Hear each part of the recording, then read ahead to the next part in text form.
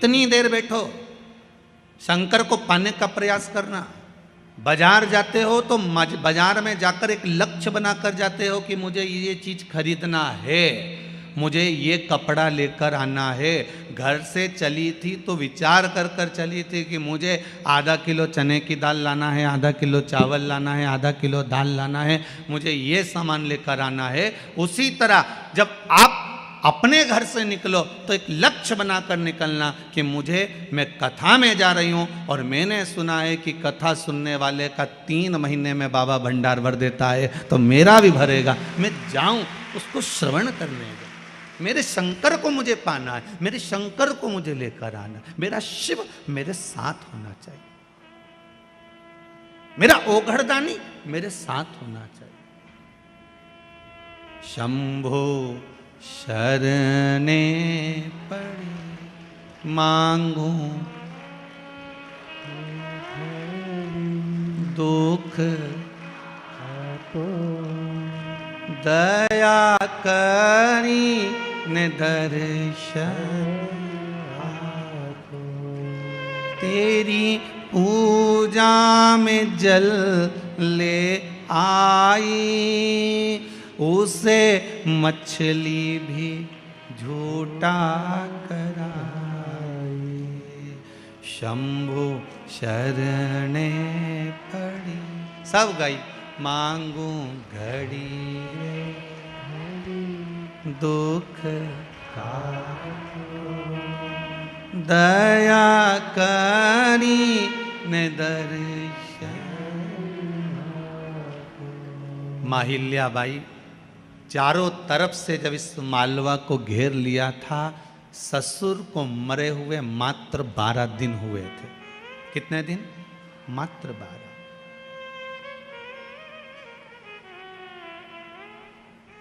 केवल 12 दिन। अब जरा विचार करिएगा, 12 दिन मात्र ससुर को मरे हुए और मस्तिष्क पर कितनी चिंता होगी पति के जाने के बाद जब ससुर चला गया होगा। घर में कोई पुरुष का भाव नहीं था। श्री तुकोजी राव जी को जब बिठाया गया था तो ये दत्तक पुत्र थे, गोदी आए हुए।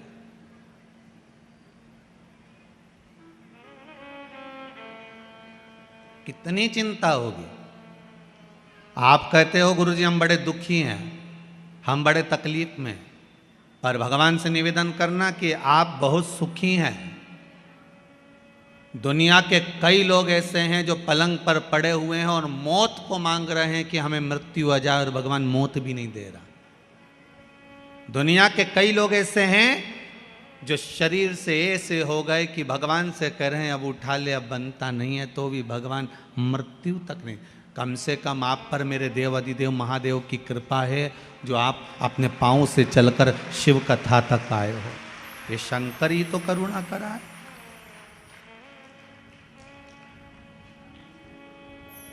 शिव की करुणा नहीं तो और क्या है।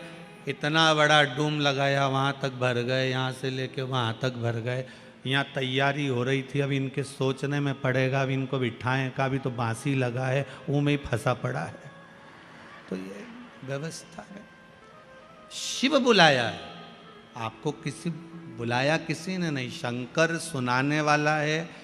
वो तो मेंदोला जी सीहोर पहुँचे और बाबा ने कृपा कर कर कथा दी है। शंकर ही लेने गए थे शंकर की कथा को, इसलिए हो रही है, बाबा करा रहा है। पर आपका प्रेम शिव के प्रति, समर्पण शंकर के प्रति। अकेली पड़ गई मां हिल्या।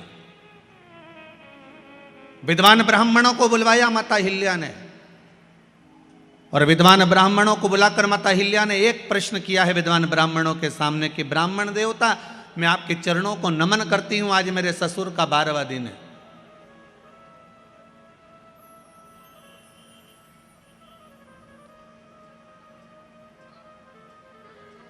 अब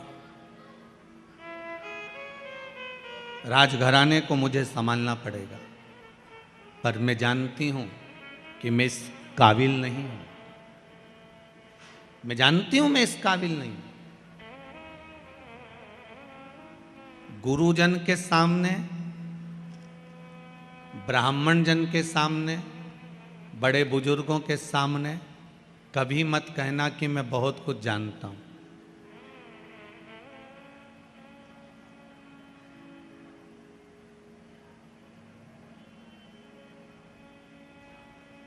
कभी मत कहना।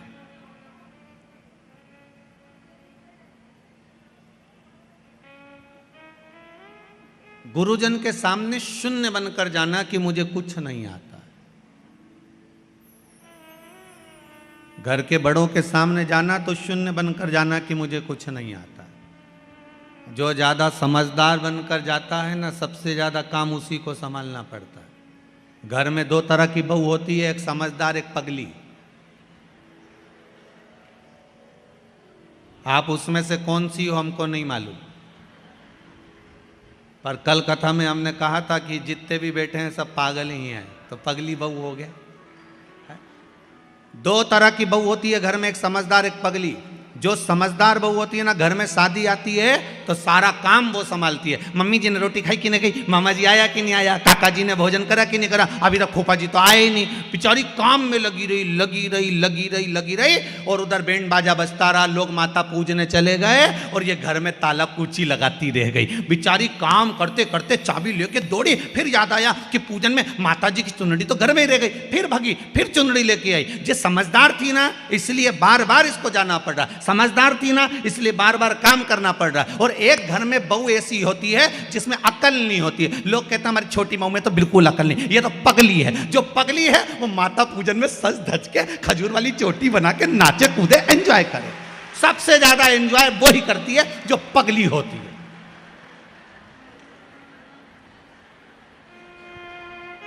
अब तुम कौन सी हो?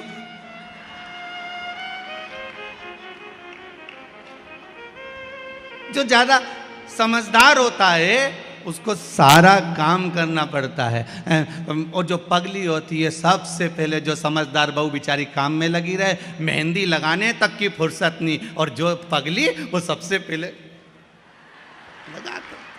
अच्छा, वो मेहंदी वाली भी कहे यहीं तक लगा दूं जीजी,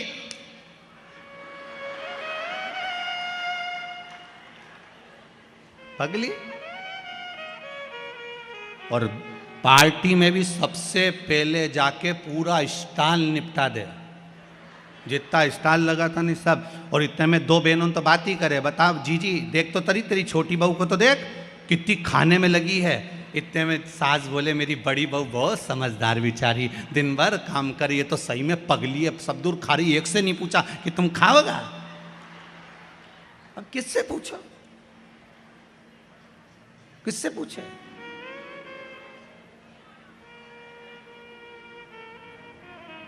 श्रीमद् भागवत कथा में लिखा है, जड़ भरत का चरित्र। ऋषभ देव जी महाराज के यहाँ भरत हुए, और भरत जी के जब प्राण छूट गए फिर नाम हिरण की योनि मिली, हिरण की योनि से छूटे फिर मनुष्य की योनि मिली। श्रीमद् भागवत कहती है मनुष्य की योनि मिलने के बाद में उनका नाम पड़ गया भरत।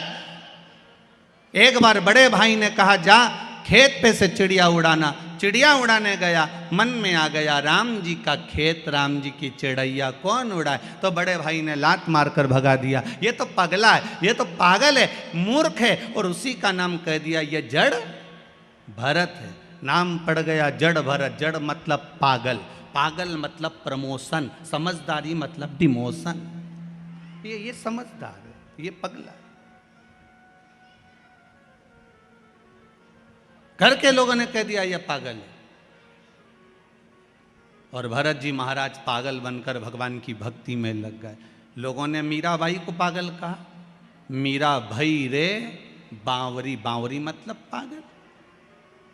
लोगों ने संत तुकाराम जी को पागल कहा, संत तुकाराम।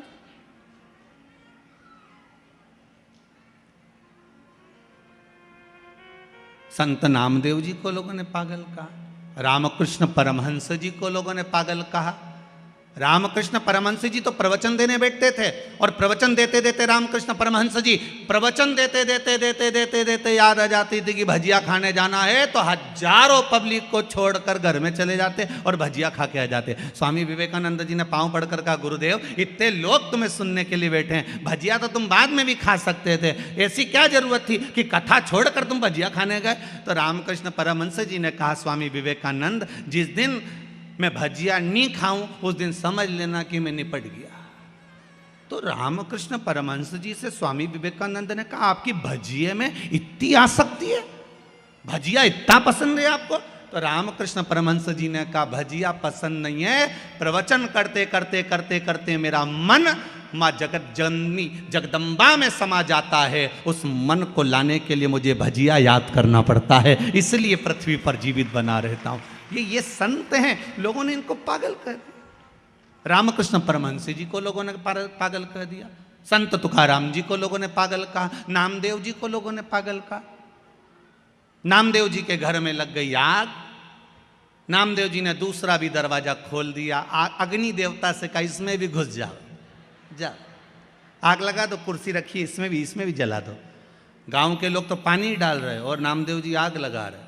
गांव के लोगों ने कहा, नामदेव जी हमने तुम्हारे लिए गादी, 2 कम्बल, 1 तकिया बचा लिया, ठंड का समय है, रात को सोओगे कैसे? नामदेव जी ने कहा, कहाँ है? तो क्या ये रिया? गांव के लोगों से लेकर नामदेव जी ने कहा, लो अग्नि देवता तुम ही सो लो, और अग्नि देवता को दे दिया वो कम्बल गद्दा भी। गांव के लोगों ने कहा, ये तो पगला है, बताओ इसके लिए बचा के रखा था, इसने और आग लगा दिया। गांव के सरपंच ने कहा, आज रात्रि को नामदेव को कोई कम्बल मत देना, कोई गादी मत देना, इसको ठंड में कांपने दो, पड़े रहने दो इसको। नामदेव जी महाराज रात को आम के पेड़ के नीचे ठंड में कुकड़ के पड़े हुए थे।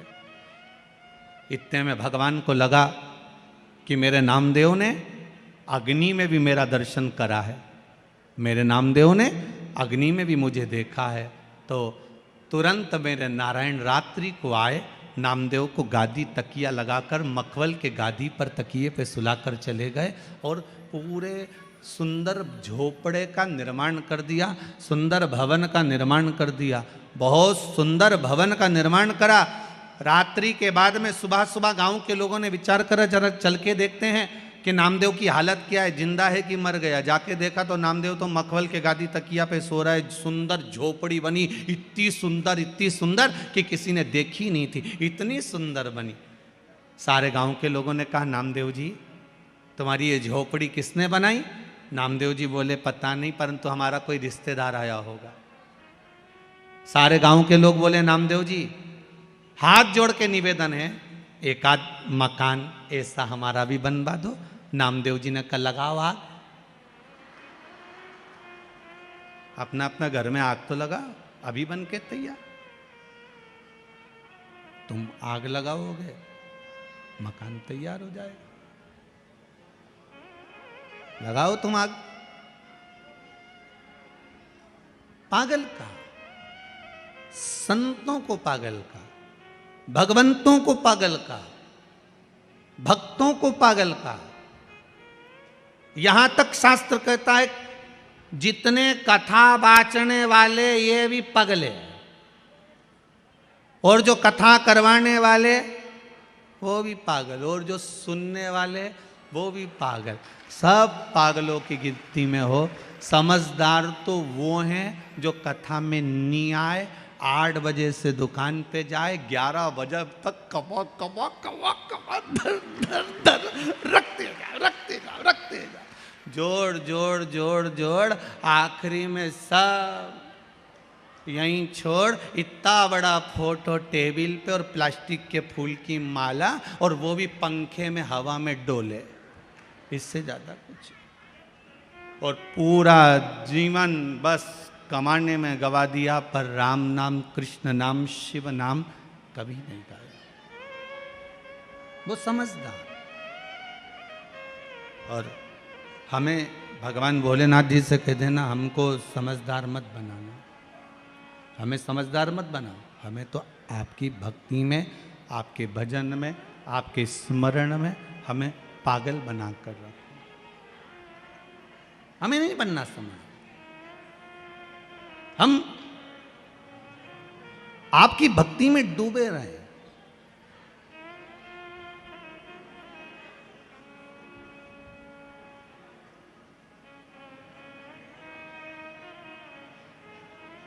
गूगल पर, मोबाइल पर, गूगल पर रास्ता ढूंढा जा सकता है।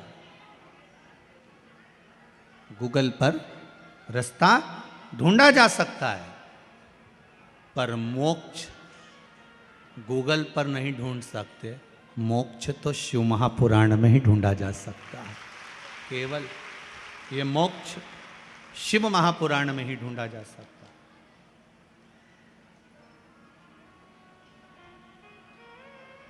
गूगल पर रास्ता ढूंढ सकते हो, पर मोक्ष नहीं।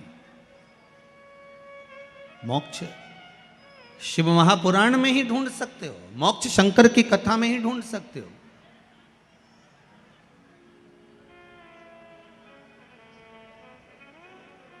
और मोक्ष ढूंढना है तो शंकर की शरणों में, शंकर के चरणों में जाकर, शंकर भगवान के चरणारविंद में पहुंचकर मोक्ष की प्राप्ति आप कर सकते हो। शिव के चरणों में जाकर। इसीलिए भगवान देव अधिदेव महादेव की प्रार्थना, देव अधिदेव महादेव से निवेदन, देव अधिदेव महादेव से विनती, ये सुख देने वाली। तेरी पूजा में दूध ले आई, उसे बछड़ा भी झूठा कराई। शंभु शरणे पड़ी, मांगू घड़ी रे घड़ी, दुख काटो दया करी ने दर्शन। भगवान से प्रार्थना कर सकते, उस शंभू से निवेदन कर सकते, फिर क्यों ना दे बाबा।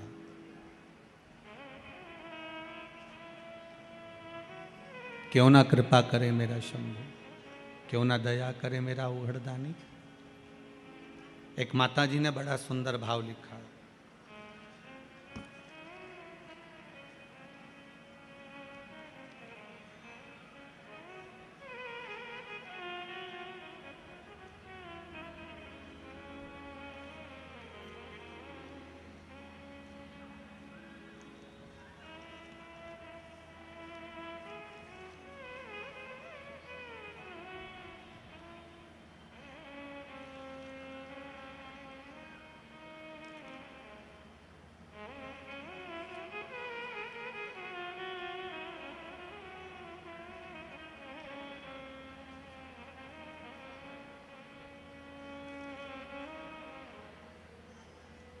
गुरुदेव, मेरा भतीजा जिसने लिखा है, संगीता जी मोर हैं, ग्राम जसवाड़ी, जिला खंडवा से आई हुई है। आप ही हो? हाथ हिला दीजिए। आपने लिखा है, मेरा भतीजा हमेशा तोतला ही बोलता था, उसकी वाणी कभी नहीं सुधरी थी। पर 2 सोमवार जो उपाय बताया गया था, बेले का जो फल है, उस फल के गुर्दे को निकाल कर, वही वाला करा होगा ना, उसमें पानी भरकर शंकर भगवान को चढ़ाकर उस पानी को पीना प्रारंभ करना था। बाबा ने ऐसी कृपा करी है, आपने पत्र में लिखा है कि 2 सोमवार करने पर मेरे भतीजे की वाणी शुद्ध हो गई, तोतला बोलना बंद कर दिया। बहुत बहुत बधाई आपको। बैठिए, आप विराजिए, बैठिए। वाणी शुद्ध हो गई। देवाधिदेव महादेव की कृपा। एक माता जी ने बड़ा सुंदर भाव लिखा है महाराज जी पत्र के अंदर, देखिए। सुनीता जी मीणा, अकबरपुर, जिला देवास, नेबावर रोड से आई हैं। आप ही ने लिखा है, एक बार हाथ हिला दो जम के। हर हर महादेव। आपने लिखा है, मेरी पूरी जमीन पर मैंने कई बोर लगवा लिए, कुएं खुदवा लिए, उस जमीन पर कोई पानी नहीं था, पर बाबा की कृपा ऐसी रही, केवल कुंदकेश्वर महादेव का नाम लेकर और जो उपाय आपने बताया था इस व्यासपीठ से, वो कर कर बोर लगवाया, इतना पानी निकल गया कि मशीन भी अंदर जा नहीं पा रही थी। बाबा की कृपा। हर हर महादेव। विराजी विराजी, बैठिए, बाबा की कृपा बनी रहे। शिव कृपा। जितने पढ़े हैं यहाँ रखे हैं, जो नहीं पढ़े हैं यहाँ रखे हैं, दोनों पत्र यहीं मिलेंगे, बाद में उठाकर आप पढ़ लेंगे। ठीक है। देवाधिदेव महादेव, आप जितना भाव रखकर, विश्वास रखकर, श्रद्धा रखकर भगवान की भक्ति करोगे, ये विश्वास मानिए कि आपको डोलना नहीं पड़ेगा, कहीं जाकर बोलना नहीं पड़ेगा। आप उसके चरणों में जाकर बस निवेदन करो, एक बार उसके पास जाकर उससे बोलो। तेरी सेवा में फूल ले आई, उसे भवरा भी झूठा कराई। शंभो शरणे पड़ी, मांगू घड़ी रे घड़ी, दुख काटो दया करी ने दर्शन आपो। हे बाबा, हम आपसे बार बार बस यही प्रार्थना करते हैं कि जीवन में दुख है, तकलीफ है, कष्ट है, उसको काट दिया जाए। और वो कटेगा कैसे? तो भगवान की केवल भक्ति से। कैसे कटेगा? भगवान की भक्ति से।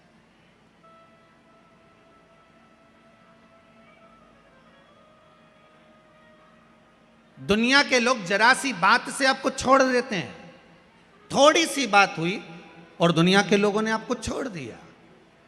जब जरा सी बात से दुनिया के लोग आपको छोड़ देते हैं, तो यह विश्वास मानकर चलना, जरा सी प्रार्थना से शंभु आपको पकड़ सकते हैं। मात्र थोड़ी सी प्रार्थना, बहुत है उतनी प्रार्थना। हमें ढोंग नहीं करना, हमें ढकोसला नहीं करना, हमें दिखावा नहीं करना कि मैं बहुत बड़ा भक्त हूं या मैं बहुत बड़ी भक्तन हूं। हमें नहीं करना। आग लगे बस्ती में अपन रहो मस्ती में, अपन तो एक लोटा पानी उठाया, शिव जी को चढ़ाया। हाँ, अगर घर से पानी लेकर जा रहे हो तो उससे बढ़कर कोई सुख नहीं है। मंदिर का अगर पानी ले रहे हो, एक लोटा पानी अगर मंदिर का लिया है, तो पहले 1 रुपया आपको उस गुल्लक में, उस दान पेटी में डालना है। कि इस दान पेटी में इसलिए क्योंकि लोटे का किराया, पानी का किराया, ये सब देना पड़ेगा, तब जाकर उस पानी की महत्वता होगी, नहीं तो पानी की कोई महत्वता नहीं है। अपने पास का चढ़ाओ, अपने जल को आप आनंद में लेकर जाओ। भक्ति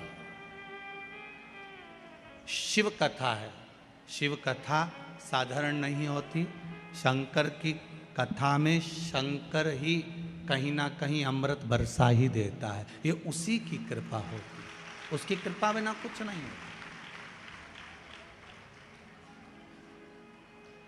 जहां शिव है वहां गंगा है, जहां गंगा है वहां शिव है। शिव उपासना, भगवान की अविरल भक्ति। महाराज शिव महापुराण की कथा कह रही है। मां अहिल्याबाई का चरित्र कह रहा है। इस मालवा की महारानी का चरित्र कह रहा है, और उससे हमें सीखना है कि हमें कभी हारना नहीं। जैसे बिंदु प्रेत योनि में पड़ गया था और चंचुला देवी हारी नहीं, माँ जगत जननी से प्रार्थना कर कर शिव जी की भक्ति में लग गई और शिव महापुराण की कथा करवा ली। शंकर की कथा बाचने वाले तुमरुका जी को बुला लिया। तुमरुका जी ने जब कथा कहना प्रारंभ करी तो उसमें तुमरुका जी ने विश्वास की कथा करी, विश्वास की कथा,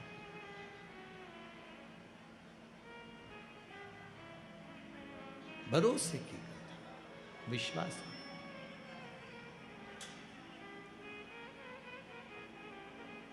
और वो विश्वास तुमरुका जी ने जगाया चंचुला देवी के हृदय में, वो विश्वास जागृत करा।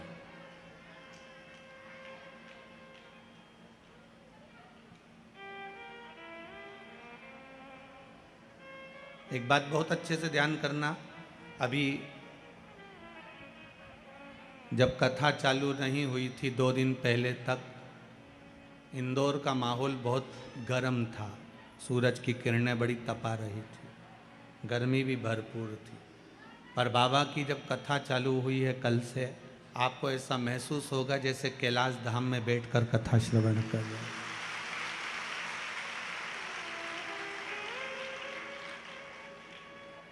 क्योंकि बाबा की कथा है कैलाश पर ही हो रही है, और कैलाशी, और यहाँ तो यहाँ वर्णन किया गया है संरक्षक के रूप में भी कैलाश विजयवर्गीय है, इसलिए कैलाश तो बनना ही था। तो बाबा की कृपा, अभी तो कुछ हुआ नहीं, अब थोड़ी देर बाद हो सकता है बाबा कृपा कर दे, 2-4 बूंद गंगा जी की भी टपका दे, तो कोई भरोसा नहीं हो, आ गई क्या बस। तो फिर तो वो तो बाबा के हाथ में है, बाबा करने वाला और बाबा कराने वाला, उसके सिवा कुछ नहीं।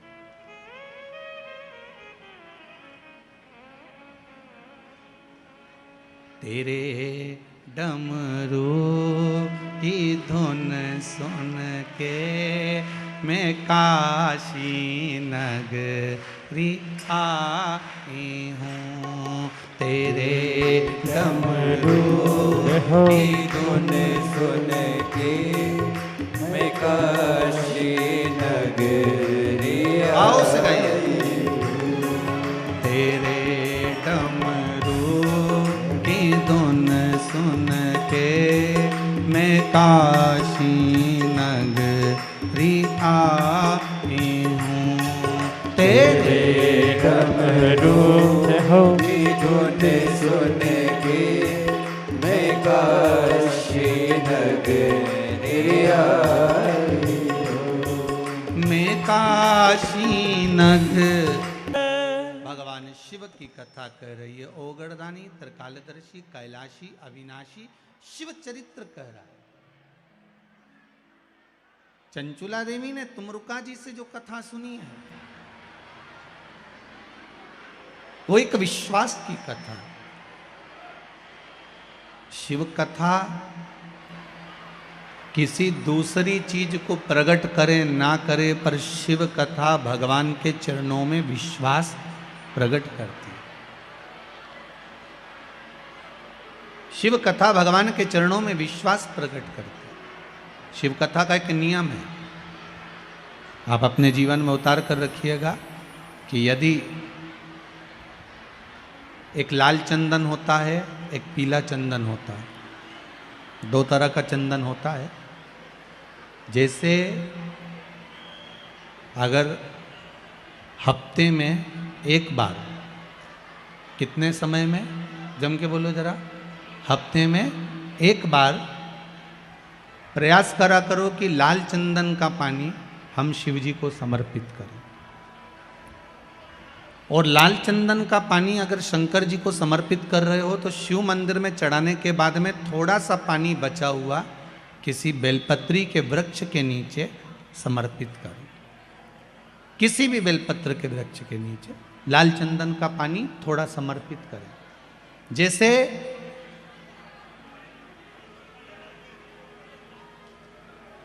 अगर बच्चों का विवाह नहीं होता है, शादी नहीं होती है, तो अपन लोग क्या करते हैं कि भाई एक बेलपत्री का जो पत्ता होता है, उस पत्ते के बीच वाली जो पत्ती होती है, उस पत्ती पर अपन केसर को घिसकर, केसर को घोलकर उस पत्ती पर अपन केसर का तिलक लगा देते हैं। और केसर का तिलक लगाकर जिसका विवाह नहीं होता, उसकी ये बीच वाली उंगली पर, ये बीच वाली पत्ती को अंगूठे से टच कर कर उसको रख देते हैं। उसका नाम और गोत्र बोलकर उस पत्ती को शंकर भगवान पर किसी भी प्रदोष के दिन शिव जी को समर्पित कर देते हैं। बस इतना याद रखें कि इस पत्ती का जो मुख है वो जलाधारी की ओर होना चाहिए जब हम चढ़ाएं उस समय पर। केसर का तिलक लगाकर अंगूठे से उसको टच कर कर नाम गोत्र बोलकर, जिसका विवाह नहीं हो रहा है, शादी नहीं हो रही है, शिव जी को उसे चढ़ा दो किसी भी प्रदोष के। और किसी भी शिव मंदिर में आप उसको समर्पित कर सकते हैं।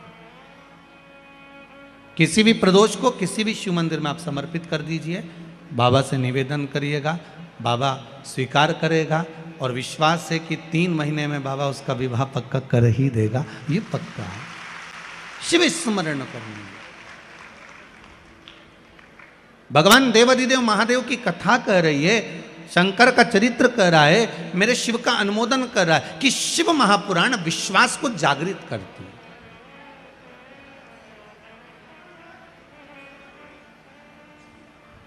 शिव महापुराण विश्वास को जागृत करने का कार्य करते हैं। और जब विश्वास की जागृतता हो, जैसे देवऋषि नारद जी ने तप किया, साधना करी, देवऋषि नारद ने खूब तप साधना करी। और जब देवऋषि नारद जी ने तप साधना करना प्रारंभ करा, तप साधना के बल पर देवऋषि नारद ने काम को जीत लिया, कामदेव पर विजय प्राप्त कर ली।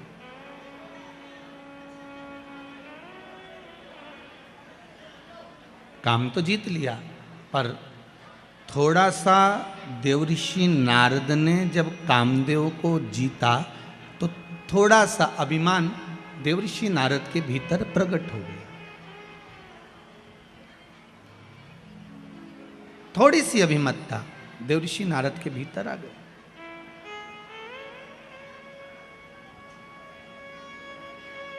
अब कोई बच्चा जब अच्छे नंबर से पास होता है ना, तो सबसे पहले उसी के घर जाता है जिसकी सप्लीमेंट्री आती है, या उसके घर जाएगा जो फेल हो गया। देवऋषि नारद सबसे पहले अगर कामदेव पर विजय प्राप्त करे तो भगवान शंकर के पास गए, क्योंकि काम को जीतने में, कामदेव को जीतने में शंकर भगवान के नेत्र खुल गए थे, कामदेव जलकर भस्म हो गया था, पर शंकर भगवान की समाधि टूट गई थी। भगवान ओघड़दानी की समाधि टूटी है, भगवान शिव की समाधि टूट गई। अब देवऋषि नारद ने जाते से ही सबसे पहले शंकर भगवान के पास में जाकर हर हर महादेव कहा, और हर हर महादेव कहकर शंकर भगवान से कहा। भोलेनाथ जी ने कहा, ओ नारद जी कैसे आना हुआ? नारद जी बोले, आपको मालूम नहीं, मैंने कामदेव पर विजय प्राप्त कर ली। आप जानते नहीं?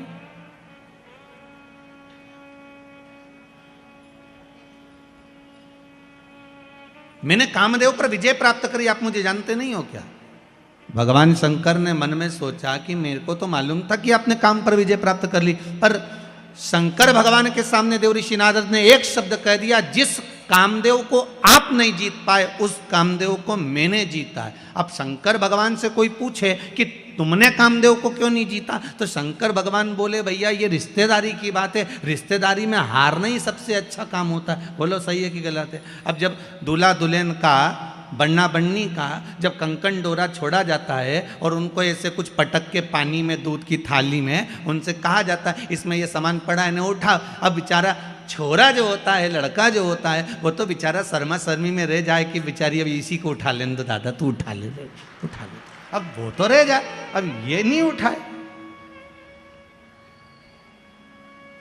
तो इसमें ये कैसे कह सकते हो कि छोरा ये जो है बेचारा सीधा साधा पड़ गया? छोरा सीधा साधा नहीं है, वो तो परिवार को लेकर चलना है, कुटुंब को लेकर चलना है, समाज को लेकर चलना है, इसलिए थोड़ा नम्र बनना जरूरी है। इसलिए उसको मालूम है कि अब मेरे को नम्रता रखना है। शंकर भगवान से कोई पूछे कि तुमने कामदेव को क्यों नहीं जीता, भगवान विष्णु तक ने पूछ लिया था भगवान शंकर से, जब तुमने सबको जीत लिया तो कामदेव को क्यों नहीं जीता? तो शंकर भगवान ने कहा, भगवान नारायण आप तो जानते हो मैं सती का पति हूं, ये रति का पति है। सती और रति एक ही पिता की दो पुत्रियां हैं, सग्गी बहन है, ये मेरा साड़ू भाई है। अगर ये मेरे यहाँ आया था, मैं उठकर नहीं खड़ा होता तो घर जाता, तो हमारी धर्मपत्नी क्या कहती कि तुम मेरे बहन का पति आया और उसका सम्मान नहीं करा। तो रिश्तेदारों के आगे कभी अहंकार की बात नहीं करना, संबंधों की बात नहीं करना। रिश्तेदारों के आगे तो ये से बनकर चलना कि सादर, जैसे कहते ना, 4 लोगों को समझाना सबसे कठिन काम। पहला अपने पड़ोसी को, दूसरा अपनी पत्नी को, तीसरा अपने पति को, उसकी मर्जी पड़ेगी वही करेगा। चौथा अपने पुत्र को। आप दुनिया भर में सबको ज्ञान दे दो, कितना ही समझा दो, पर अच्छे से अच्छा व्यक्ति भी इनको नहीं समझा सकता। वो बेचारा बाहर कितना भी सत्ता दिखाए न, घर जाए ना तो तुरंत कह रहे मेरे से फालतू बात करना मत, समझा दे रही हूं मैं, तुरंत वो की क्या, इनके कितना ही समझा। शंकर भगवान तक नहीं समझा पाए थे सती मैया को। अगस्त ऋषि की यहाँ कथा सुनकर आए, कुंभज बाबा की यहाँ कथा सुनकर आए, और कुंभज ऋषि की यहाँ जब कथा सुनने के लिए गए, कुंभज बाबा के चरणों को भगवान शंकर ने जाकर प्रणाम करा। सती मैया से कहा नमन करो। सती जी पूछती हैं मैं और अगस्त ऋषि को प्रणाम करूं? मैं आपकी अर्धांगनी, मैं देवादिदेव महादेव की पत्नी हूं, मैं कैसे नमन कर सकती हूं? शंकर भगवान कह रहे हैं ये अगस्त ऋषि हैं, कुंभज ऋषि हैं, संत हैं, ब्राह्मण हैं, गुरुजन हैं, इनको प्रणाम करो। सती मैया ने प्रणाम नहीं करा। सती को लगा कि ये कथा वाचने वाला जब हमको प्रणाम कर रहा है तो हम काय को प्रणाम करें? कथा वाचने वाले कुंभज ऋषि ने शंकर और सती को प्रणाम किया था, नमन किया था, क्योंकि अगस्त ऋषि को मालूम है वाचने वाले से बड़ा होता है, जम के बोलो, सुनने वाला। सुनने वाला इसलिए बड़ा होता है क्योंकि सुनने वाला जमीन पर बैठता है। जमीन पर बैठता है तो जो जमीन पर बैठे और जिसके पास जमीन ज़्यादा हो उसको लोग जमींदार कहते हैं। तो तुम सब तो हो जमींदार। कथा बाचने वाला 4 पाई की चौकी पर बैठता है इसलिए बेचारा चौकीदार। तो जमींदार बड़ा होता है कि चौकीदार बड़ा होता है? जम के बोलो, जमींदार बड़ा होता है, क्योंकि उसकी मर्जी पड़ी तो पड़ी, बैठा तो बैठा, नहीं तो उठ के वो जाए, वो तो जा रहा है। और जमींदार की मर्जी कहीं कहीं का पाँव भी लंबा कर ले, और कहीं कहीं का जमींदार तो इतना होशियार रहता है जेब में से निकाल के मल भी ले, वो की मर्जी। और जैसे ही बीच में भजन आए तो फटकी भी दे रहे, और जैसे ही महाराज जी बोले हार हार, वो तो जमींदार है, उसकी मर्जी। पर बेचारा चौकीदार तो जो बैठा पाँव माँव जोड़ के, हाथ पैर जोड़ के कि 3 घंटा एक जगह बैठना है, कथा बाचना है, बच। तो जमींदार बड़ा कि चौकीदार? जमींदार बड़ा। राष्ट्र के 2 चौकीदार हैं, एक भारत की बॉर्डर पर बैठे हैं जिनके हाथ में हथगोले बंदूकें हैं, जो भारत की भूमि की रक्षा कर रहे हैं। और भारत के 2 चौकीदार हैं, एक भारत की बॉर्डर पर बैठे हैं हथगोले बंदूक लेकर, और दूसरे हैं भारत के संत महात्मा कथाकार जो हाथ में रामायण गीता और भागवत लेकर, शिव महापुराण लेकर बैठे हैं। वो भूमि की रक्षा कर रहे हैं, ये सभ्यता और संस्कृति की रक्षा कर रहे हैं। ये भी चौकीदार।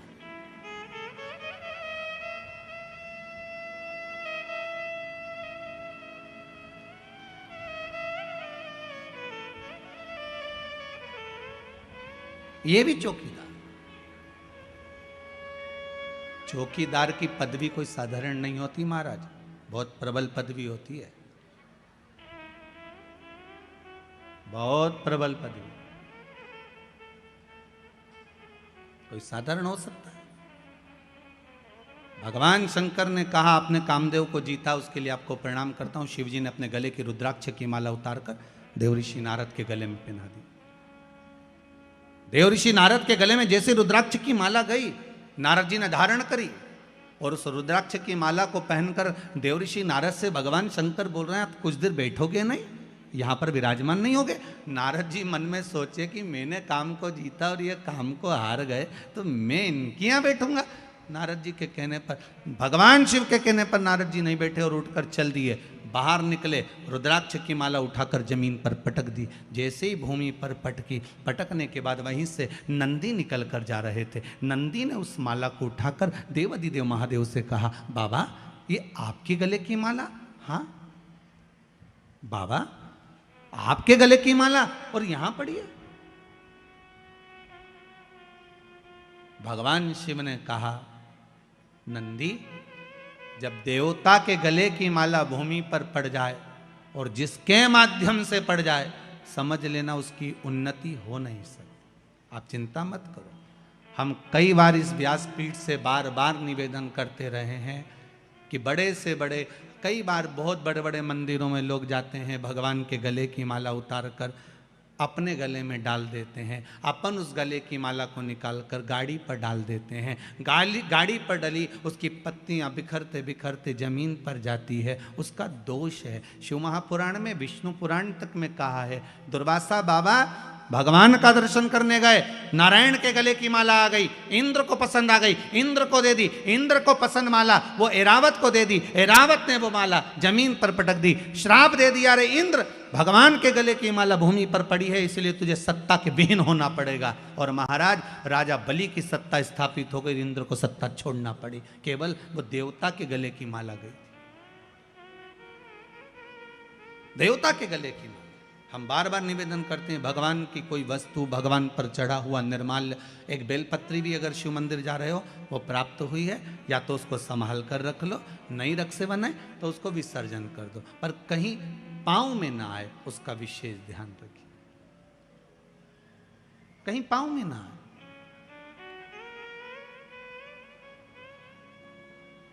भगवान पर चढ़ा, आज देवर्षि नारद ने जो रुद्राक्ष की माला फेंकी है उसका भोग नारद जी को भोगना पड़ेगा। और नारद जी यहां से सीधे जब जाने लगे तो भगवान शंकर ने कहा, सुनो नारद, रुको जरा, एक बात और अच्छे से सुनकर जाओ, जो तुमने मुझसे कहा वो महादेव की बात अब ये भगवान विष्णु से मत कहना। नारद जी को लगा, एक तो मैं अच्छे नंबर से पास हो गया, ऊपर से कह रहे हैं कि किसी को बताया भी ना जा कि मेरे इतने परसेंट आए।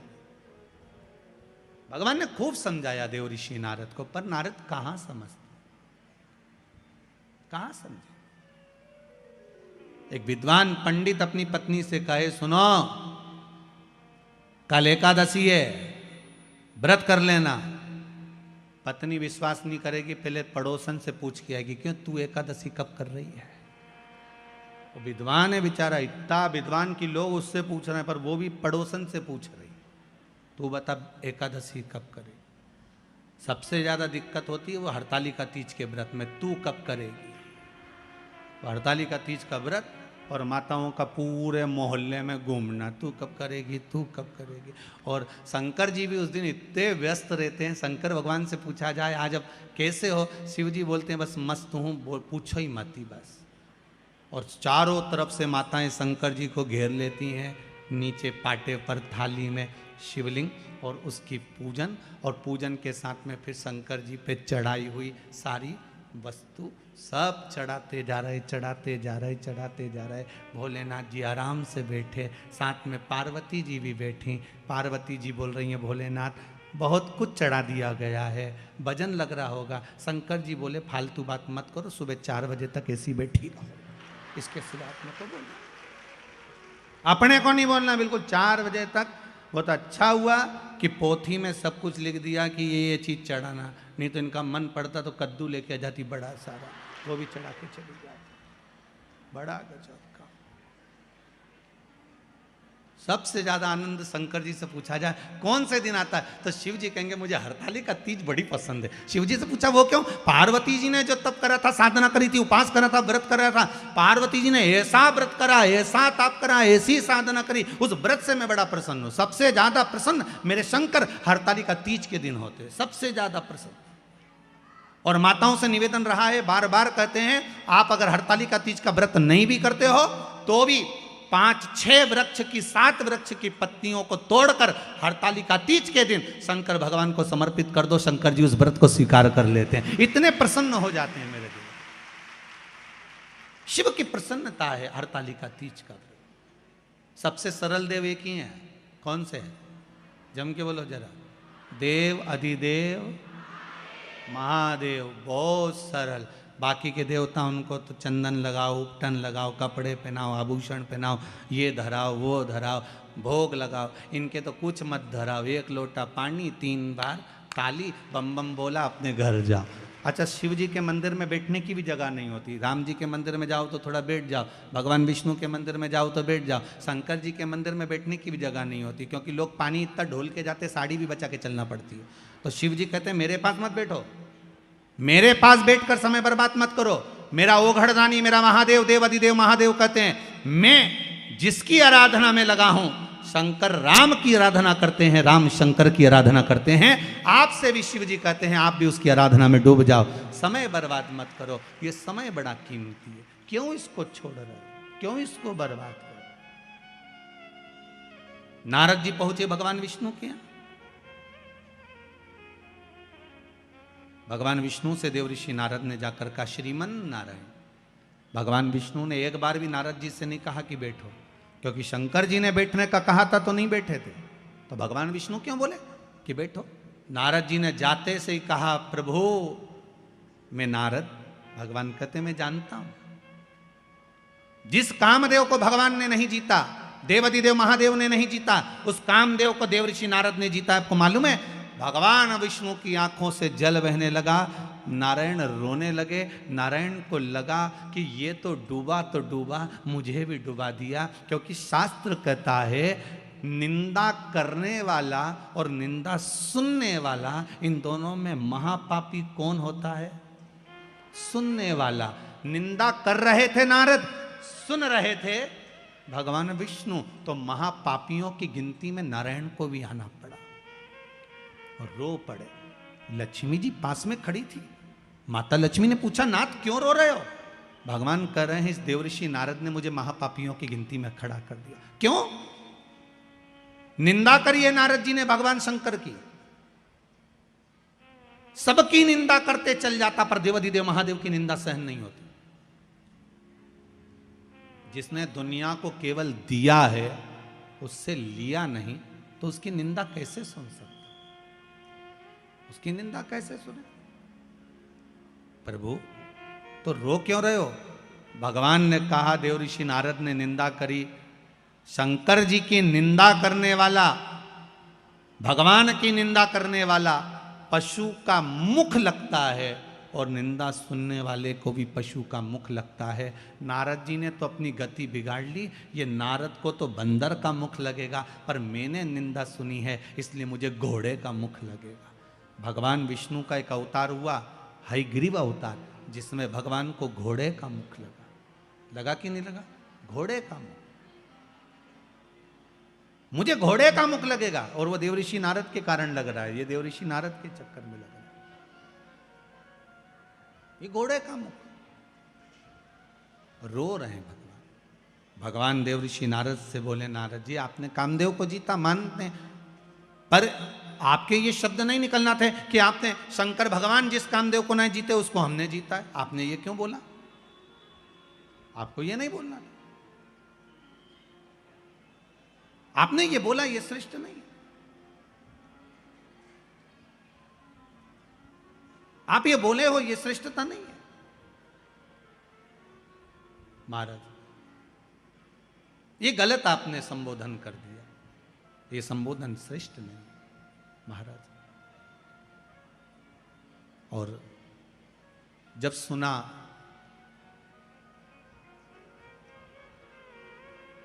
जब श्रवण किया,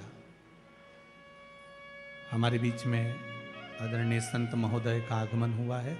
एक बार जोरदार ताली बजाकर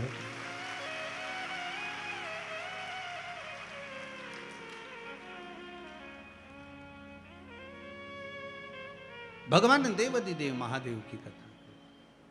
शंभु शरणे पड़ी मांगू घड़ी रे, दुख दया करी।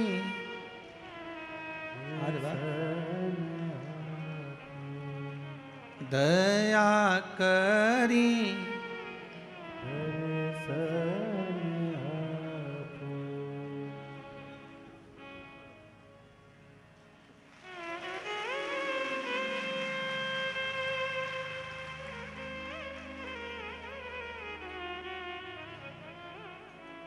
शंभु शरणे पड़े मांगू घड़ी है दुख दया करी ने दया करी ने हर हर महान। भगवान शिव की कथा कर रही है, ओगड़दानी शंभू की कथा कर रही है। देवऋषि नारद के शब्द सुनकर भगवान विष्णु की आंख में जल भर गए। नारद अपनी गति तो बिगाड़ी बिगाड़ी, मेरी भी गति आपने बिगाड़ दी। और देवऋषि नारद रास्ते में से गए, वहां एक कन्या के स्वयंवर में पहुंच गए। सील निधि राजा की कन्या का स्वयंवर था, वहीं पर भगवान से रूप मांगा, बंदर का मुख लग गया और देवऋषि नारद का अभिमान टूटा। जाकर चंद्रभागा नदी के तट पर देवऋषि नारद ने तप साधना करी। कौन सी नदी पर पहुंचे? चंद्रभागा। पूरे भारत की भूमि पर केवल, पूरे भारत की भूमि पर एक मंदिर भगवान विष्णु का ऐसा है जहां भगवान नारायण के सिर पर शिवलिंग है। भगवान विष्णु के सिर पर शिवलिंग है, वो एक ही भूमि है, वो है पंढरपुर। चंद्रभागा नदी का तट, पंडरीनाथ जी का मंदिर, हरि विठ्ठल के मस्तक पर शिवलिंग विराजमान। जैसे शिवलिंग का पूजन करते हो, जलाधारी वगैरह सब है, ऐसी पंडरीनाथ हरि विठ्ठल के सिर पर शिवलिंग, जलाधारी सब विराजमान। पूरी भारत की भूमि पर एक ही मंदिर। चंद्रभागा के तट पर देवऋषि नारद ने तप करा। शंकर भगवान से विनती करी, भोलेनाथ आइए।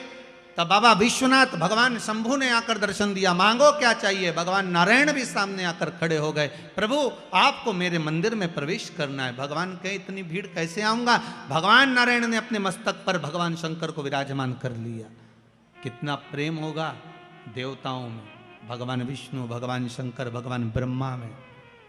पर हमने उनमें भेद कर दिया, ये राम वाला, वो कृष्ण वाला, वो जगदम्बा वाला, वो शिव वाला, हमने भेद कर दिया। पर भगवान में कभी भेद नहीं हुआ।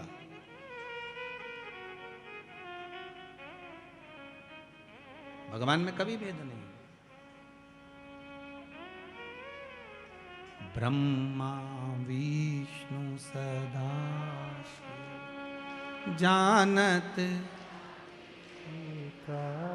ध्यान दीजिएगा, यहाँ शब्द लिखा है, जिनके मन में भेद होता है वो नहीं जान सकते कि ये तीनों एक है।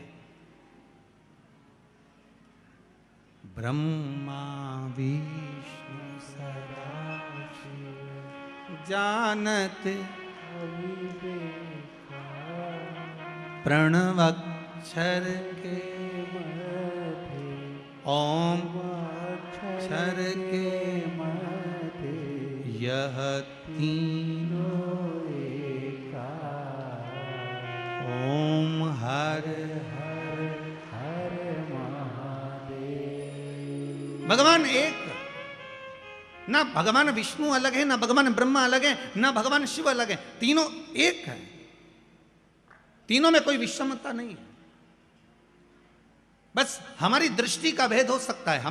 हम जैसा चश्मा लगाएंगे वैसा ही तो हमको दिखेगा। हम पहले भी आपको कहें, काला चश्मा लगाओगे सब काला दिखेगा, लाल चश्मा लगाओगे सब लाल दिखेगा, पीला लगाओगे तो पीला दिखेगा। कामी को कामी नजर आता है, अहंकारी को अहंकारी नजर आता है, तृष्णावान को तृष्णावान नजर आता है, साहूकार को साहूकार नजर आता है, बेईमान को बेईमान नजर आता है, ईमानदार को ईमानदार नजर आता है, धर्मात्मा को धर्मात्मा नजर आता है, पुण्यात्मा को पुण्यात्मा नजर आता है, संत को संत, भगवंत को भगवंत नजर आता है, साधु को सब साधु नजर आते हैं। आपकी दृष्टि जैसी होगी, सामने की सृष्टि वैसी ही नजर आएगी। संत तुकाराम जी को रात्रि में नींद नहीं आ रही थी, दरवाजे के बाहर जाकर बैठ गए थे। वहां से 4 चोर चोरी करने जा रहे थे। तुकाराम जी को लगा इतनी रात को ना जाने किसको कौन सा काम अड़ गया, चलो मैं इनकी हेल्प कर देता हूं। संत थे, सब संत नजर आ गए, साधु को सब साधु नजर आ गए। संत तुकाराम जी उनकी हेल्प करने के लिए, उनको सहयोग करने के लिए उनके पीछे जाने लगे। चोरों ने विचार करा तुकाराम आ रहा है, किसी को बता देगा। एक चोर ने कहा चिंता मत करो, अपनी टोली में शामिल कर लो। अपनी टोली में? हाँ। चारों ने कहा सुनो तुकाराम, हमारे साथ चल रहे हो, चलो, मना नहीं है, आधा आधा तुमको भी दे देंगे। तुकाराम जी को लगा कि इनका जो काम होगा आधा मुझे दे देंगे। अच्छा, हेल्प कर दूंगा, फ्री तो बैठा हूं रात को, करना क्या है, आधी रात को फ्री तो हूं, चलो। तुकाराम जी जैसे ही गए तो चारों के चारों चोर एक सेठ जी के घर में घुसने लगे, प्रवेश करने लगे। तुकाराम जी बोले मैं चलूं काम करने के लिए। इतने में चोर बोले तुम नए नए हो, तुमको मालूम नहीं है, तुम यहाँ खड़े रहो, अभी आधे घंटे में हम बाहर आ रहे हैं, तुम्हारा हिस्सा तुमको देंगे। तुकाराम जी को लगा कि काम का हिस्सा है, मुझे देंगे। अब ये चोर तो अंदर गए, 1 घंटा हो गया निकल के नहीं आए, 2 घंटे हो गए नहीं आए। तुकाराम जी को लगा कि ये वही सेठ जी का घर है जहाँ रोज शिव महापुराण की कथा होती थी, ये वही सेठ जी का घर है जहाँ रोज रामायण गीता होती, भगवान का भजन होता। ये चारों की चारों तो भजन में बैठ गए और मुझे यहाँ छोड़ गए। मैं भी कितना पागल कि यहाँ खड़ा हूँ, अंदर जाता हूँ। और संत तुकाराम जी जैसे ही अंदर गए, अंदर जाकर उन्होंने जो भगवान का दर्शन करा, एक फोटो दिख गया उनको, फोटो में हरि विट्ठल दिख गए। तुकाराम जी ने जेब में से करताल निकाली, निकालते से बजाने लगे विट्ठल विट्ठल विट्ठल। जैसे ही करने लगे, चारों की चारों चोरों ने सोचा तुकाराम अंदर आ गया, चारों कोई पलंग के नीचे, कोई ऊपर छुप गए। इतने में सेठ जी के नेत्र खुल गए, सेठ जी बाहर आए, गुरुदेव आप आए हो? जिस गुरु को बुलाने के लिए मेरी जिंदगी लग गई, वो गुरु आज तक मेरे घर पर नहीं आया, आज आधी रात को मेरा गुरु मेरे दरवाजे पर आया। गुरुदेव आप आए हो, मैं अभी पानी लेकर आता हूं। और सेठ जी भागे पानी लेने के लिए। पानी लेने जैसे सेठ जी गए, वैसे ही वापिस लौट कर आ गए, पानी नहीं लाए। और लेने गए थे पानी, वापिस आए और आते से पूछा गुरुदेव आप तो कभी अकेले नहीं जाते थे, आज अकेले कैसे आ गए गुरुदेव? संत तुकाराम जी बोले कौन बोलता है अकेले आए, 2 पलंग के नीचे 2 ऊपर हैं, कहा किसने कि अकेले आए? 2 नीचे 2 ऊपर। चोरों ने सोचा ये तो जूते खिलवाएगा, अब तो निकलो बाहर। चारों बाहर निकल के तुकाराम जी के पास खड़े हो गए। सेठ जी गए जल लेने, पानी पिलाया, अंदर गए श्रीफल लाए 5 माला लाए, 5 स्वर्ण की मुद्रा लाए, 5 को दी, प्रणाम करा। प्रणाम कर कर तुकाराम जी से कहा गुरुदेव ऐसी कृपा और करना, आते रहना। तुकाराम जी बोले वो तो इनकी कृपा है जो हम यहाँ आ गए, नहीं तो हम कैसे आते। इतने में तुकाराम जी वापस बाहर निकलने लगे। सेठ जी ने चारों चोरों के चरण पकड़ लिए, भैया बड़ी करुणा करी आपने जो हमारे गुरुजी को लेकर आ गए। इतने में चोरों की आंखों से जल बह रहा था। बाहर निकलकर संत तुकाराम के चरण चोरों ने पकड़ लिए और कहा गुरुदेव जब जब पकड़ाते थे जूता खा कर आते थे, आज जिंदगी में पहली बार पकड़ाए, गले में माला पहनकर आए हैं, बड़ी कृपा है आपकी।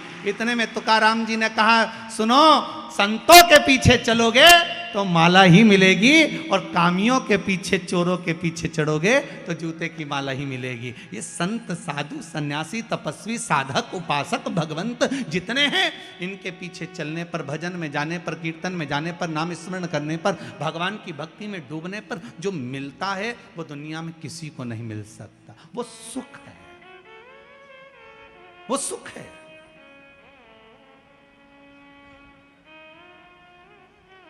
वो सुख कहीं नहीं मिल सकता।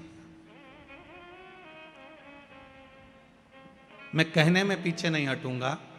आदरणीय श्री कैलाश जी विजयवर्गीय जी विराजमान हैं, कहीं मेंदोला जी भी बैठे होंगे, श्रीरमेश जी मेंदोला। कहने में पीछे नहीं हटूंगा। आपके क्षेत्र के जितनी भी विधानसभाएं होंगी इस इंदौर क्षेत्र के अंतर्गत, कहीं भोजन भंडारे और कथा भागवत इतनी होती कि नहीं होती, वैसे तो बहुत कम सुनने को मिलती है, पर आपका जो क्षेत्र है, जिस क्षेत्र के अंतर्गत कथा चल रही है, इस क्षेत्र के अंतर्गत जिस व्यक्ति से पूछो वो एक ही बात कहता है कि हमारे क्षेत्र के जो विधायक हैं और आदरणीय कैलाश जी हैं या रमेश। अच्छा एक बात और बड़े प्रेम से बोलते हैं, दादा हैं तो वो जो कथा करवाते हैं, जो कथा के बाद में या अन्य समय पर कथा नहीं भी होती, भोजन भंडारे जो होते हैं बड़े सादगीपूर्ण होते हैं।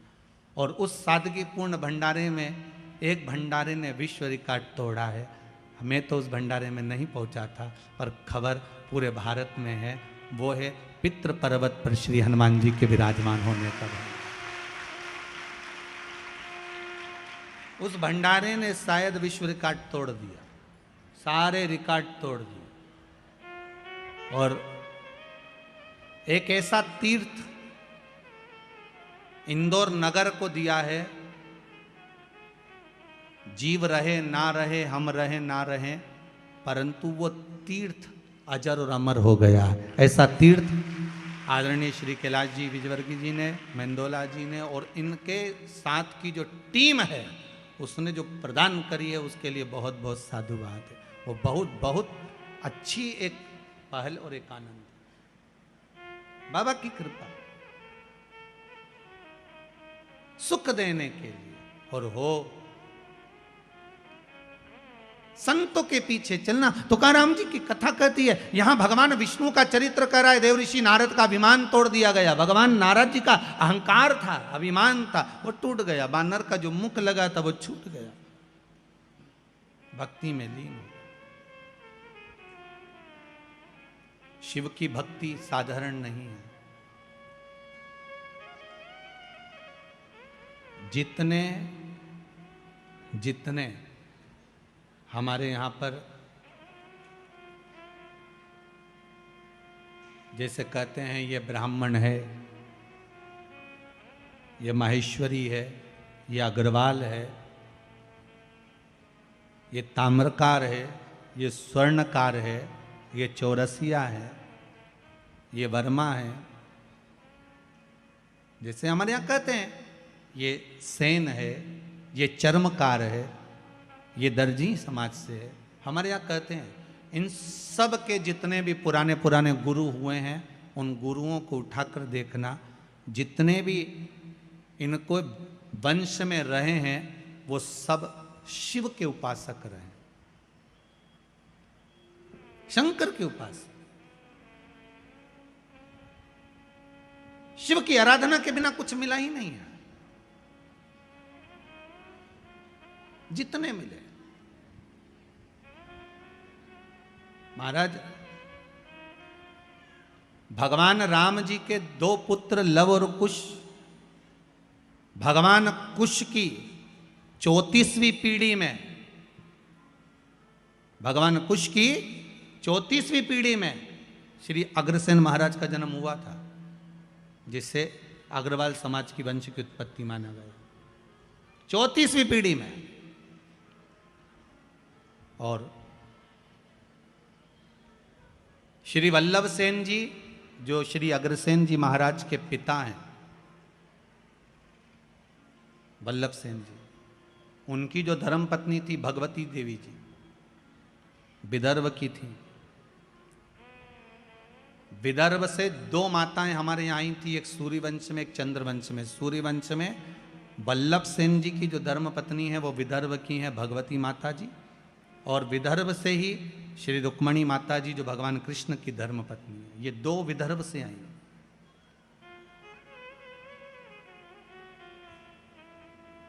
सिरसा हरियाणा से, प्रतापगढ़ हिसार से ये अग्रसेन महाराज जी के पिता वल्लभ सेन जी निवास करते थे। और उनके जो विवाह संबंध हुआ था वो भगवती देवी जी से हुआ था। तो भगवती देवी जी जो विदर्भ से आई थी, उनके मन में एक भाव जागृत हो गया था कि मैं सूर्यवंश की बहू, राम जी के वंश में 34वीं पीढ़ी में, कुश के अंतर्गत 34वीं पीढ़ी में हमारा जन्म हुआ है, हम यहां आए हैं, क्यों ना राम जैसा पुत्र मेरे घर में उत्पन्न होना चाहिए। तो उन्होंने वल्लभ सेन जी से निवेदन करा था कि मेरे गर्भ से जो संतान हो वो भगवान की भजन करने वाली और जगत का कल्याण करने वाली हो, ऐसी कोई संतान हो। तो भगवती देवी जी ने जब अपने पति वल्लभ सेन जी से निवेदन करा, तो वल्लभ सेन जी ने कहा एक काम करना, शिव की आराधना करना, शंकर का भजन करना, और वल्लभ सेन और माता भगवती देवी ने दोनों ने जब शंकर की आराधना करी, स्वयं शंकर भगवान ने आकर कहा कि तुम्हारे गर्भ में जो बालक होगा वो राम जैसा ही कीर्तिवान होगा, कोई साधारण नहीं हो सकता। और मां भगवती के गर्भ से जो बालक हुए वो अग्रसेन जी हुए। और एक बात का स्मरण आपके जीवन में रहे, जैसे मां अहिल्या ने हर पल, माता अहिल्या हर पल शंकर जी को साथ लेकर चलती थी, ऐसे ही अग्रसेन महाराज जब जब किसी काम से, जैसे हिसार के अंतर्गत जब पानी नहीं गिरा तो उन्होंने शंकर का अनुमोदन करा और शिव भगवान प्रकट होकर उनके लिए जल वृष्टि कर गए। देखो हमारे यहाँ के जितने जितने पूर्व में चाहे राजा रहे, महाराजा रहे, संत रहे, साधु रहे, ये शिव के उपासक रहे। आपसे भी निवेदन है, संपूर्ण जितने भी लोग इस पावन कथा को सुन रहे हैं, एक बूंद भी अगर जल की शिव पर समर्पित होती है तो उसका फल आपके खाते में लिखा जाता है, अलग नहीं जाता। हाँ ये जरूर है, थोड़ा समय लगता है, दुख आया है, पूर्व के कर्म के अनुसार आया है, तो थोड़ा दुख काटने में समय तो लगता है। पर आप बाबा से रोज निवेदन करो ना, रोज भजो श्री शिवाय नमस्तुभ्यं, श्री शिवाय नमस्तुभ्यं, श्री शिवाय नमस्तुभ्यं। भगवान से रोज प्रार्थना करो। भोला सब दुख काटो, ओ भोला सब दुख काटो,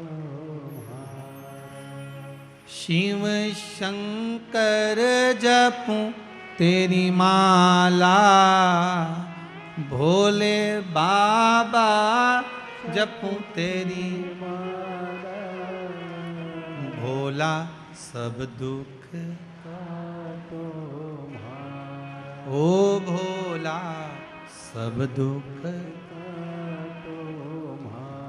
भगवान देव ऋषि नारद का अहंकार गया, समय आया, ब्रह्मदेव से भगवान नारायण ने कहा, ब्रह्मा जी आप सृष्टि की लीला आगे बढ़ाओ। ब्रह्मा जी सृष्टि की लीला आगे बढ़ाने वाले थे, तो ब्रह्मा जी के मन में एक भाव उत्पन्न हो गया। ब्रह्मा जी ने कहा, देवाधिदेव महादेव के लिए संशय उत्पन्न हुआ ब्रह्मा जी के मन में, और भगवान विष्णु से कहा कि प्रभु,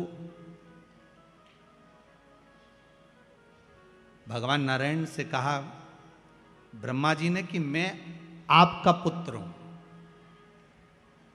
पर हे नारायण आपके पिता का नाम क्या है?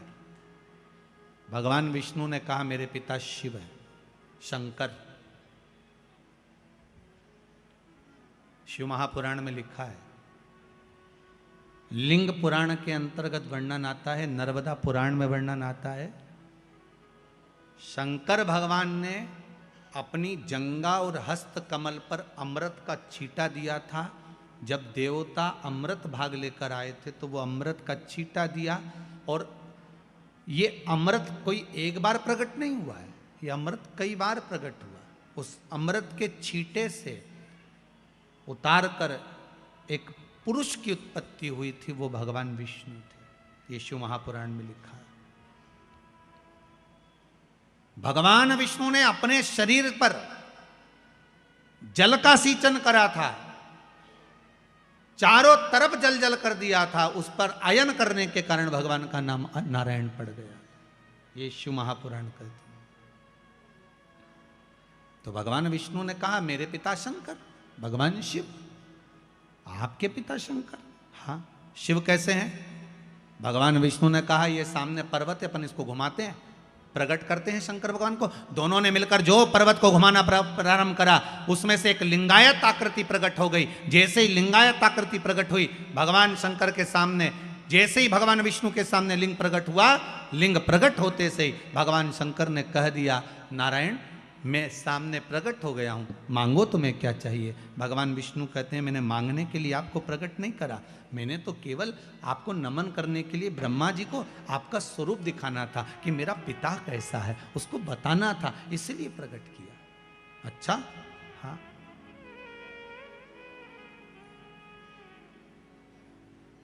मैंने आपको इसलिए प्रकट किया।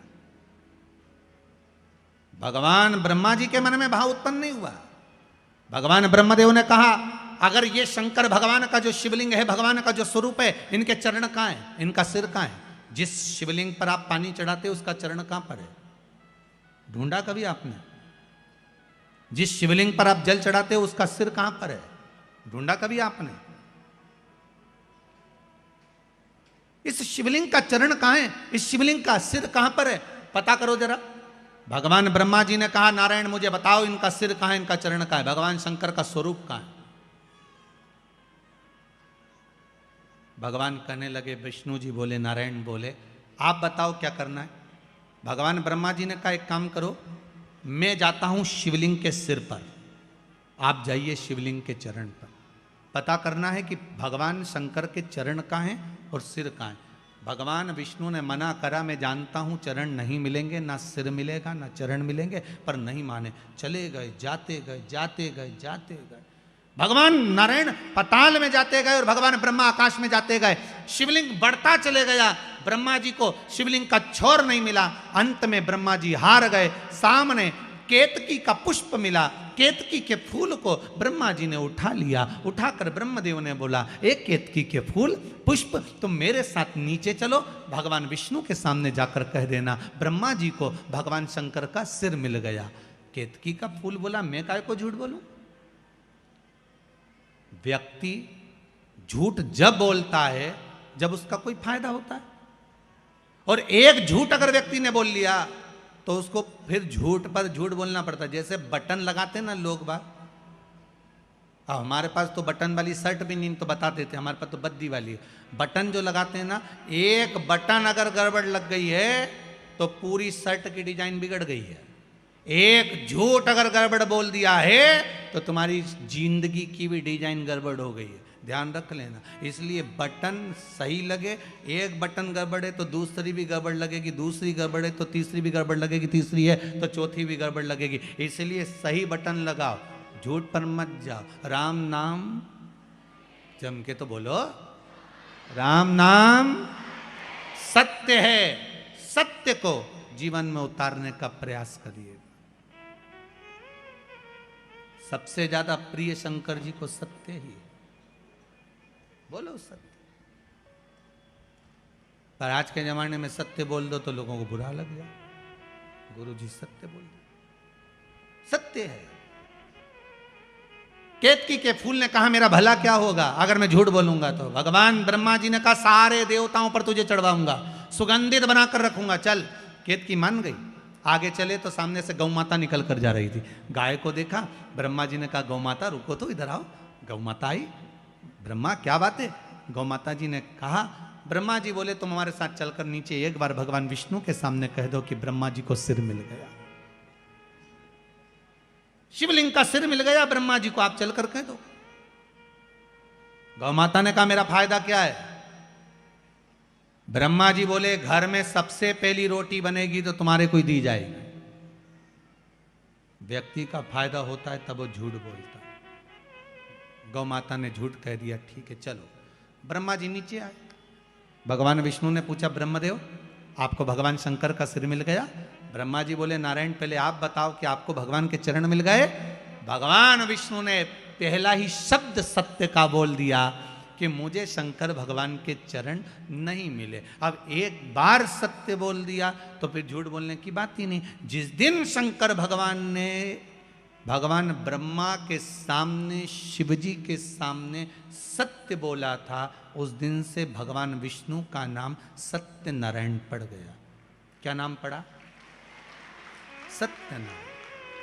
अब पूछोगे गुरुजी ये कथा कहाँ से ली है कि भगवान विष्णु का नाम सत्यनारायण पड़ा? तो स्कंद पुराण में सत्यनारायण जी की कथा को निकालना, उसमें लिखा है भगवान नारायण ने एक बार सत्य कहा था भगवान शंकर जी के सामने कि मुझे चरण नहीं मिला, तो भगवान विष्णु का नाम सत्य नारायण पड़ गया। अब भगवान विष्णु ने कहा ब्रह्मदेव आपको शंकर भगवान का सिर मिल गया? ब्रह्मा जी बोले हाँ मिल गया। ना मानो तो केतकी के फूल से पूछो। जब तुम सत्य बोल रहे हो तो प्रमाण देने की जरूरत क्या? सत्य को प्रमाण चाहिए क्या? नहीं। प्रमाण किसको चाहिए? असत्य को। असत्य को प्रमाण।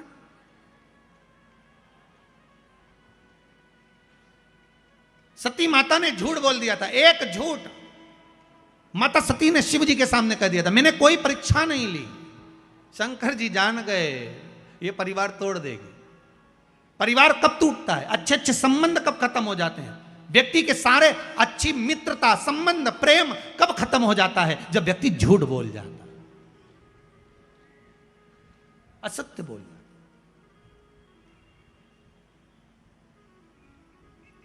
केवल एक झूठ के चक्कर में माता सती ने अपना पूरा परिवार नष्ट कर लिया।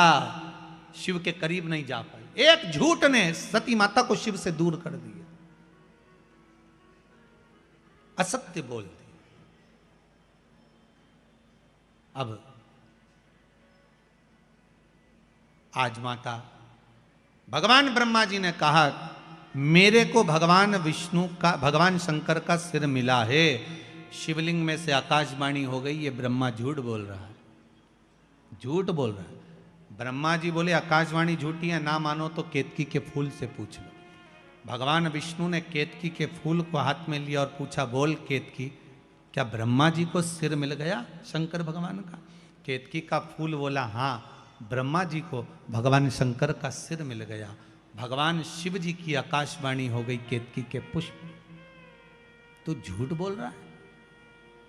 हे केतकी के पुष्प, मैं तुझे श्राप देता हूं, सारे देवताओं पर तू चढ़ेगा पर शंकर पर कभी नहीं चढ़ेगा।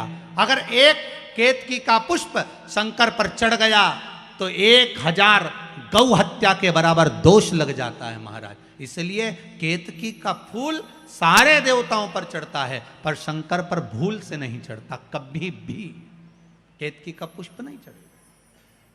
मैं तुझे श्राप देता हूं कि तू मुझ पर कभी नहीं चढ़ सकता। 1000 गौ हत्या के बराबर दोष है केतकी का फूल अगर शिव पर चढ़ जाए। ब्रह्मा जी बोले आकाशवाणी झूठी है, ना मानो तो आप गौ माता से पूछ लो। बोलो गौ माता क्या भगवान ब्रह्मा को भगवान शंकर का सिर मिल गया? बोलो आप। गौ माता बोली हाँ सिर मिल गया ब्रह्मा जी को भगवान शंकर का। फिर आकाशवाणी हो गई है गौ माता झूठ बोल रही है। भगवान शंकर ने कहा गौ माता तू जगत की मां होकर झूठ बोलती है? मैं तुझे श्राप देता हूं गौ माता, तेरा पूरा शरीर पूजा जाएगा पर तेरा मुख आप पूज्य माना जाएगा। तो झूठ बोली है, तेरा ये मुख आप पूज्य होगा। गाय का पूरा शरीर पूज्य है पर गाय का मुख अपूज्य है। हिंदू धर्म में कन्यादान, वस्त्रदान, अन्नदान, स्वर्णदान, भूमि दान, मुद्रा दान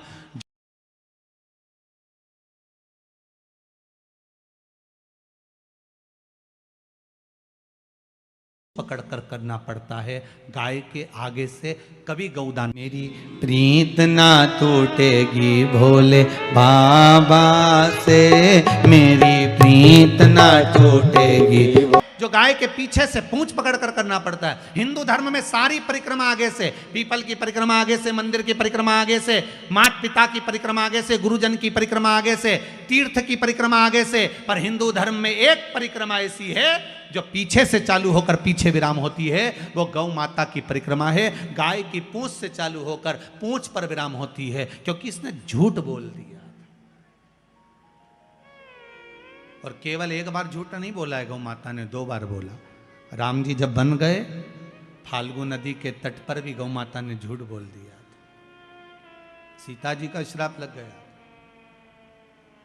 तुम झूठ बोली। इसीलिए हमारे हिंदू धर्म में ऐसा नियम है, गौ माता के लिए अलग से पात्र रखा जाता है। पहले अगर आप लोग राजस्थान साइड में कभी गए होगे, मारवाड़ में कभी गए होगे, तो आप लोगों ने ध्यान दिया होगा घर के बाहर पत्थर का इतना बड़ा कुंडा रखा रहता था, उस कुंडे में भोजन ले जाके डालते थे, गाय उसे खाती थी। घर के पात्र को झूठा नहीं करने देते थे,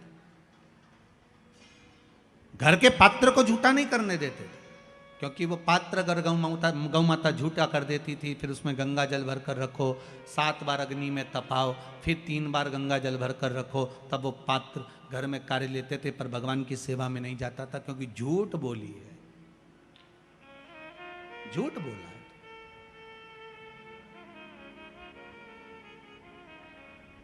और देखिए वही गौ माता जिसने झूठ बोला, वही गौ माता शंकर से बाद में निवेदन करती है कि दुनिया के लोग मुझे पूछेंगे नहीं, आप कृपा कर दो।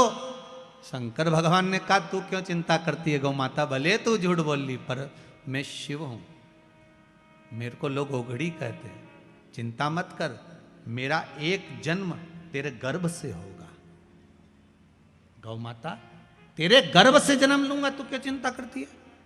और आप सबने कथा सुनी होगी, गाय गौ माता जब अपने पुत्र मनोरथ को दूध पिला रही थी, गाय जब अपने बेटे मनोरथ को दूध पिला रही थी, तो कामधेनु गाय जब दूध पिला रही अपने पुत्र मनोरथ को, तो वो दूध का फेन उड़ गया था, उड़कर वो शंकर भगवान के ऊपर चले गया था।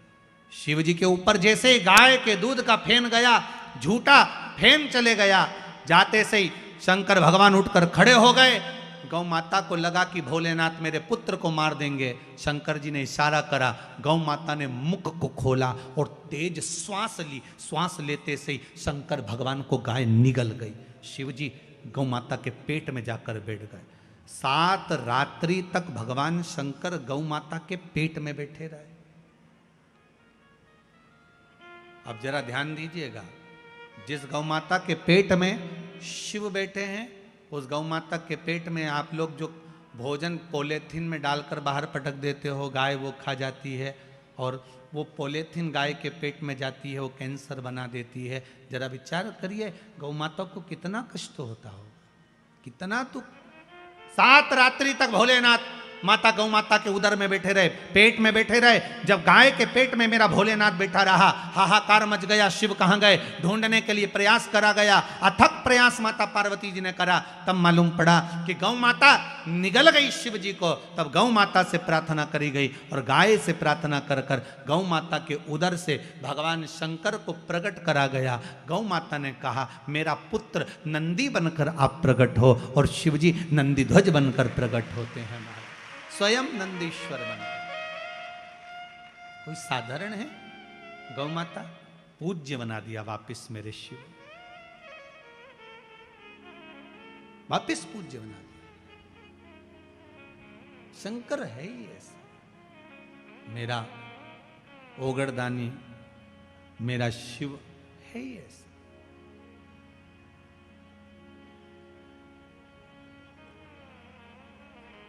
बेलपत्री में ये जो 3 पत्तियां होती हैं, कभी कभी 5 पत्ती की भी बेलपत्र होती है, कभी कभी 6 पत्ती की भी होती है, 4 पत्ती की भी होती है। उस बेलपत्र का बड़ा महत्व होता है महाराज जी। 4 पत्ती की अगर बेलपत्र मिल जाए तो महाराज जो लकवे वाला शरीर होता है, जिसके शरीर में लकवा लग जाता है, उस लकवे के शरीर वाले के लिए 4 पत्ती की बेलपत्र शंकर भगवान पर समर्पित कर कर अवधूतेश्वर महादेव के नाम से 7 लोटा पानी, 7 कलश, पीले चंदन का जल शिव जी को चढ़ाया जाता है। 4 पत्ती की बेलपत्र को वापस उठाकर लाते हैं, उसको धोकर जो लकवे का शरीर वाला मरीज होता है, धीरे धीरे उसको चूर कर उस बेलपत्र को खिलाना प्रारंभ कर देते हैं। धीरे धीरे शरीर उसका काम करने लगता है। जिसको लकवा लगा हो वो प्रयोग कर सकता। इसी बेलपत्र की जो नीचे की 2 पत्तियां होती हैं, इन 2 पत्ती के लिए पहले भी वर्णन करा, इन पत्र में भी है। किसी माता को इंजेक्शन लगते थे, इंसुलिन लगता था, पर बेलपत्री के सेवन करने से उनको अब इंसुलिन की जरूरत नहीं है शुगर लेवल में। बेलपत्री की जो पत्ती होती है, नीचे की दोनों पत्तियां, इस पर केसर से आप चंदन का तिलक, केसर का तिलक लगा लें, और भगवान शंकर का जो शिव जी के 13 बच्चे हैं, शंकर जी के कितने बच्चे हैं? 13। उन 13 बच्चों में शंकर जी की 5 लड़कियों का नाम ले। जया, जम के बोलिए, जया, विषहरा, श्यामली बारी, दौतली और देव। ये शंकर जी की 5 लड़कियां। इन 5 लड़कियों का नाम लेकर एक एक बेलपत्र को शिव जी पर समर्पित करना प्रारंभ कर दें। 5 या 7 बेलपत्र ले लें, उसको समर्पित कर दें, उसको लेकर आए। जब बेलपत्र शुगर वाला व्यक्ति या बीपी वाला व्यक्ति या थायराइड वाला व्यक्ति खाए तो एक एक बेलपत्र सबसे पहले नीचे की पत्ती को तोड़ ले, जो नीचे की 2 पत्तियां, इसको तोड़कर खाना प्रारंभ करे। फिर आखिरी में ऊपर की पत्ती को खाए। 3 दिन लगातार कर कर देखिए, शुगर लेवल में आ जाएगी। अभी तो कथा चल रही है, आज तो दूसरा ही दिन हुआ है, खाकर तो देखो, 4 दिन तो हम भी यहीं हैं, तो शुगर लेवल में आपको मिलेगी। शिव का स्मरण करिए। पर शंकर भगवान की 5 लड़कियों के नाम मत भूलना। पहली, जम के बोलो जरा, जया। दूसरी, विषहरा। तीसरी, श्यामली बारी। चौथी, दौतली। और 5वीं, देव। ये शंकर भगवान की 5 लड़कियां हैं जो औषधि का काम करती हैं। शिव जी की ये 5 लड़कियां औषधि प्रदान करती, साधारण नहीं है।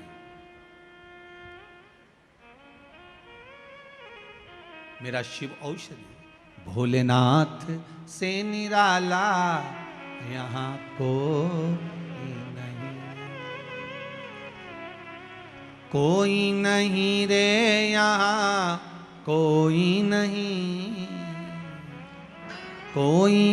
नहीं रे, यहाँ कोई नहीं।